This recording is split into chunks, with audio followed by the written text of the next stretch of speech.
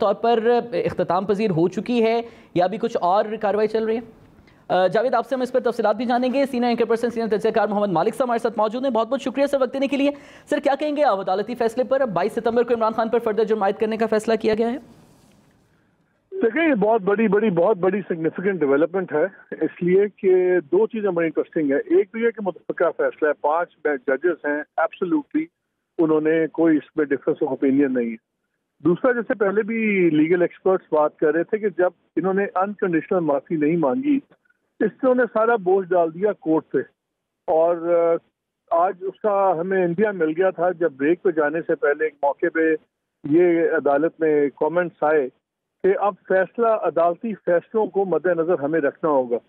اب جب عدالتی فیصلے مد نظر رکھتے ہیں تو اس میں اب یہ دیکھیے جن لوگوں کو پہلے معافیاں ملی، ان لوگوں کو معافیاں ملی جنہوں نے انکنڈیشنل معافیاں داخل کی تھی اپنی کورٹ کے سامنے۔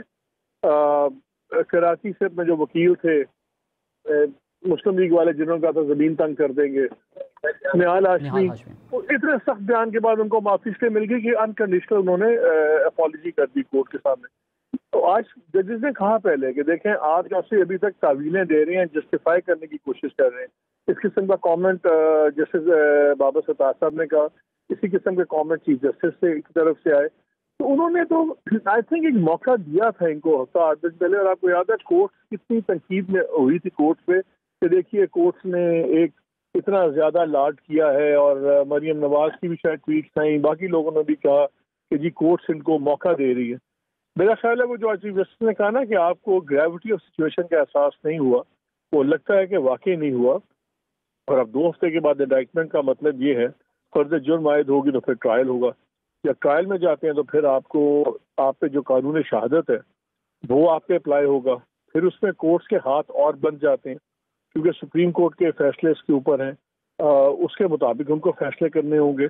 سو یہ اب مسئلہ اس کی پولیٹیکل جو اثرات ہیں وہ تو ہے ہی، لیکن اس کے لیگل اثرات بھی ہیں۔ آپ کو یاد ہے جب یوسف زئی گیلانی صاحب ڈسکوالیفائی ہوئے تھے، انہوں نے ایک لیٹر نہیں لکھا تھا، جب سپریم کورٹ نے ان کو کہا تھا انہوں نے ایک لیٹر باہر نہیں لکھا تھا، اور اس کی بیسس پہ ان کو فارغ کر دیا گیا تھا۔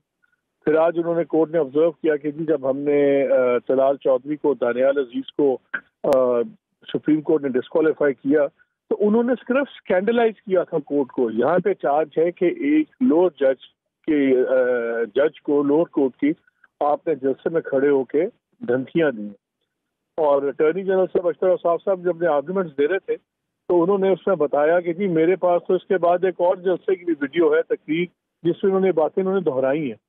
تو اگر آپ یہ کہیں کہ، اور انہوں نے ایک امپورٹنٹ نقطہ یہ اٹھایا کہ دیکھیے کنٹیمپٹ آف کورٹ کے معاملات میں آپ کو نیت اور آبجیکٹو دیکھنا ہوگا جو بھی offend جس پہ الزام لگتا ہے۔ سو اس لحاظ سے اب ساری چیزیں آپ دیکھتے ہیں تو وہ اس لیے یہ اب کافی سیریس کام ہے۔ اور آپ کو یاد ہے نہال ہاشمی صاحب کو جیل بھی جانا پڑ گیا تھا جب شروع میں، تو یہ بڑا سیریس کام ہے یہ انڈائٹمنٹ، اور اس کے پولیٹیکل بڑے سیریس امپلیکیشنز ہیں۔ اگر وہ اس میں کوئی سزا ہو جاتی ہے، کچھ ہو جاتا ہے، وہ تو نااہل ہو جائیں گے وزیر اعظم بننے کے لیے، اگلے 5 سال کے لیے ممبر آف پارلیمنٹ نہیں بن سکیں گے۔ سو دین واٹ ہیپنز ان 2022 اور 2023 اگر الیکشنز ہوتے بھی ہیں تو اس کے بہت زیادہ پولیٹیکل امپلیکیشنز ہیں۔ سو لیٹس سی، ایک بڑی انٹرسٹنگ ڈیولپمنٹ ہوئی ہے، اور اس کو بہت سے لوگ دیکھیں گے، وہ کہیں گے شاید انگریزی میں کہتے ہیں the empire strikes back, push back شروع ہو گیا ہے۔ تو پاور گیمز میں بہت کچھ ہوتا ہے، لیکن اسلام آباد ہائی کورٹ اس لیے امپورٹنٹ ہے، ڈفرینٹ ہے، یہاں پہ ججز ہیں، چیف جسٹس جو ہے ڈاکٹر منیلا، بابا ستار، اس قسم کے ججز ہیں جو بڑے نون پروگریسو اور لبرل ججز ہیں، جو ہمیشہ فریڈم آف ایکسپریشن کے لیے کھڑے ہوتے ہیں۔ اور بڑا آپ نے بھی دیکھا تھا جب ARY کو بھی کھلوایا ہے جسٹس منیلا نے، تو ان کے جو دلائل تھے دوسرے تھے، جتنی ریلیف ملی ہے ایکٹیوسٹ کو، سول سوسائٹی کے لوگوں کو، جرنلسٹوں کو فریڈم آف اسپیچ پہ، میرا خیال ہے یہ جب ایک ہیڈ برادر منیلا اگر یہ اتنا سیریس اس چیز کو لے رہے ہیں تو کنونشن یا اپنی ذاتی انکلینیشنز کے بجائے کلیئر چیز ہے کہ ان پہ سپریم کورٹ کے کلیئر فیصلوں کا بوجھ ہے۔ اور اب جب ٹرائل سٹیج پہ چلا جائے گا تو اس لیے خطرناک ہوگا کہ اب لوور کورٹ کی ڈسکریشن بہت کم ہو جائے گی. وہ باؤنڈ ہے کہ اگر وہ پیرامیٹرز، وہ پیمانہ جو مقرر کیا ہے سپریم کورٹ نے اپنے پہلے فیصلوں میں، وہ اس سے باہر نکل نہیں سکتے. سو انکوالیفائڈ اپالوجی نہ کر کے اپنے آپ کو کافی بڑے خطرے میں ڈال دیا خان صاحب نے. ملک صاحب، آپ نے لانگ ٹرم جو پولیٹیکل اثرات ہیں ان کا تو ذکر کیا کہ اگر نااہلی بھی ہو جاتی ہے ورسٹ کے سینیریو میں تو 2023 کے الیکشنز اور آئندہ 5 سال کی نااہلی کا 2 ہفتے میں ہی، جب تک فرد جرم 22 ستمبر کی تاریخ دی گئی ہے، ان 2 ہفتے میں کیا سیاسی اثرات دیکھ رہے ہیں آپ آج کی کارروائی کے بعد؟ دیکھیے بڑا انٹرسٹنگ یہ سوال اس لیے ہے کہ اب ہمیں دیکھنا ہے کہ ان کی پارٹی کیسے رسپونڈ کرتی ہے. 2 ہی چانسز ہیں نا. ایک تو یہ ہے کہ بڑا ڈیفائنڈ پوسچر لے لے ان کی پارٹی. آپ بڑے بڑے یہ گرفے ہیں اس پارٹی میں جو کھڑے ہو کے پتہ نہیں کہہ دیں گے کیا کہہ دیں گے، وہ کیا کہہ دیں فیصلوں کو، کیا کہہ دیں گے جی فیصلے لکھوائے جا رہے ہیں، کچھ ایسی باتیں کر دیں تو وہ زیادہ مصیبتیں کھڑی کریں گے عمران خان کے لیے. اب یہ ہوگا کہ ان کا ریئیکشن کتنا میچور ہے اور لیگلی کتنا کریکٹ ہے. دیکھیں پہلے بھی ایک لیگل ایشو کو پولیٹیکلی کھیلا گیا. اگر یہ اب ایک لیگل جو ڈیولپمنٹ آئی ہے اور ایک لیگل فیصلہ آ رہا ہے اس کو بھی یہ پولیٹیکلی کھیلیں گے تو اس کے نقصان ان کو بہت زیادہ ہو سکتے ہیں. اب ان کو بڑا میچورلی اس کو دیکھنا پڑے گا اور آئی تھنک آگے جو کورٹس کا رویہ ہوگا اور کورٹس کا جو کانڈکٹ ہوگا وہ بہت زیادہ انفلوئنس ہوگا یہ اگلے 2 ہفتوں میں یہ کیا کرتے ہیں.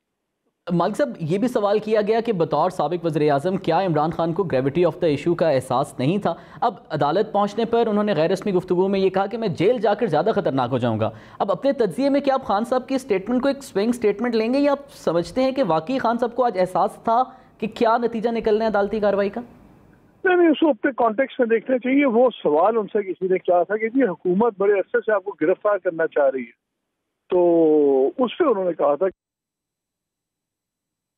کر رہے ہیں اگر میں جیل میں گیا تو میں زیادہ خطرناک ہو جاؤں گا. وہ اس کا اس مقدمے سے ڈائریکٹلی کوئی تعلق نہیں تھا. That was in response to another question. ٹھیک ہے، تو آپ نے پارٹی لیڈرز کے بھی رسپانسز اور ان رسپانس کی بنیاد پہ کیا وہ میچور ہوں گے یا جو پولیٹیکل ڈیولپمنٹس ہیں ان کا تعین کیا جائے گا؟ ابھی تک جو عمران خان کو لیگل مشورے بھی دیے گئے اس کیس میں، ان کا جواب بھی ظاہر ہے آپ نے جو کل جمع کرایا وہ دیکھا، کیا آپ سمجھتے ہیں کہ وہ میچور ڈیسیجنز لیے گئے ہیں پارٹی لیڈرشپ کی جانب سے بھی اور جو مشورے دیے گئے؟ محمد مالک صاحب ہمارے ساتھ موجود تھے، اپنا تجزیہ ہم تک پہنچا رہے تھے. اس پر کی صورتحال یہ ہے کہ اسلام آباد ہائی کورٹ میں عمران خان کے خلاف توہین عدالت کیس میں فرد جرم عائد کرنے کے لیے 22 ستمبر کی تاریخ دے دی گئی ہے. اسلام آباد ہائی کورٹ نے 22 ستمبر کو عمران خان پر فرد جرم عائد کرنے کا فیصلہ کیا ہے. چیف جسٹس اسلام آباد ہائی کورٹ جسٹس اطہر من اللہ کی سربراہی میں 5 رکنی لارجر بینچ نے